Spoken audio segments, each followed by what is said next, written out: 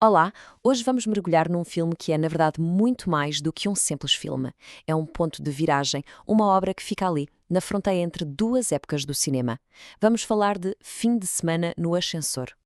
Para percebermos bem o que torna este filme tão especial, vamos ver como ele reinventou o género noir, com a história de um crime perfeito que corre terrivelmente mal, o seu estilo visual, que abriu caminho para a nouvelle vague, a banda sonora absolutamente genial de Miles Davis e, claro, o seu lugar na história do cinema. Bem, para começar, vamos ver como é que Fim de Semana no Ascensor pegou num género tipicamente americano e lhe deu uma volta de 180 graus. E esta citação acerta em cheio. O que interessa aqui não é tanto a complexidade do crime. Não, o que o filme quer mesmo é captar uma sensação, um ambiente, aquela ansiedade, aquela solidão deambulatória pelas ruas de Paris à noite. A grande mudança é precisamente esta. O filme troca a pergunta típica do noir americano, o que é que vai acontecer a seguir, por outra, muito mais existencial. Como é que isto nos faz sentir?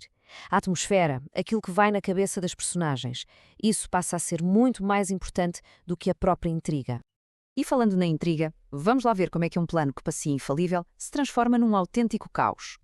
O filme prepara o cenário para o chamado homicídio perfeito. Mas depois, basta uma pequena falha, um esquecimento banal. E a partir daí é uma cascata de má sorte e coincidências irónicas que desfazem tudo. O castelo de cartas desmorona-se. E é aqui que o filme mostra o que veio. No momento em que a personagem principal fica literalmente presa, parada no tempo, a narrativa principal também para. Mas é aí que começa outra coisa. O suspense dá lugar à atmosfera. O filme transforma-se quase num poema visual sobre Paris e nós passamos a seguir personagens que vagueiam pela cidade sem fazerem a mínima ideia de como os seus destinos estão tragicamente interligados. Ora, este foco tão particular no ambiente foi captado de uma forma visualmente revolucionária para a época.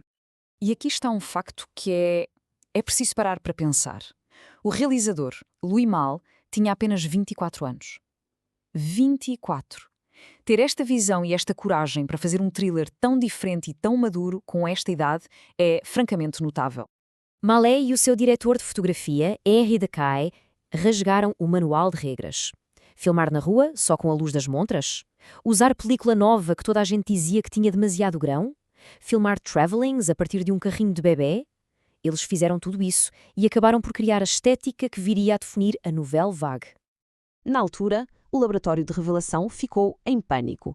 Disseram-lhes que estavam a arruinar a carreira da Jeanne Moreau com aquelas imagens escuras e granuladas. Mal sabiam eles que essas cenas, tão melancólicas e introspectivas, são hoje vistas como das mais bonitas e potentes do filme. Mas se há um elemento do filme que se tornou lendário, talvez seja mesmo a sua banda sonora, uma autêntica revolução. Esta frase descreve na perfeição a simbiose entre a música e a imagem. A banda sonora de Miles Davis não acompanha apenas o deambular de Jeanne Moreau por Paris. Pertence àquela noite tanto quanto ela. E a história por trás disto é incrível. Imaginem a cena. É de noite, em Paris. Miles Davis vê o filme 2 vezes, junta à banda, mete as cenas a passar em loop no ecrã e eles começam a improvisar. Das 10 da noite às 5 da manhã, criaram esta banda sonora icónica ali, no momento. É o gênio em estado puro. E o mais fascinante é que esta sessão de gravação não foi só importante para o filme. A abordagem experimental, o jazz modal que eles exploraram naquela noite, tudo isso serviu de ensaio, de laboratório, para o que viria a ser o Kind of Blue, um dos álbuns mais importantes da história da música, lançado logo no ano seguinte. Muito bem, vamos então juntar todas as peças para percebermos porque é que este filme tem um lugar tão importante na história do cinema.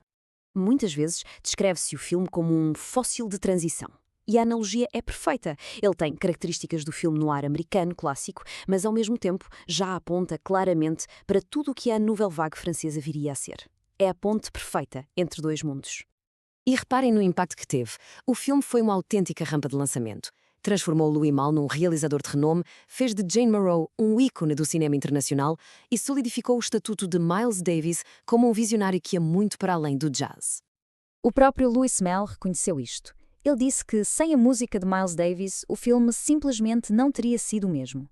A banda sonora não se limita a acompanhar a ação, ela transforma por completo a experiência. E no final, Fim de Semana no Ascensor deixa-nos a pensar: Será que, por vezes, o ambiente, a atmosfera, o sentimento que um filme nos provoca não é mais importante do que a história que ele nos conta? É uma pergunta que vale a pena fazer.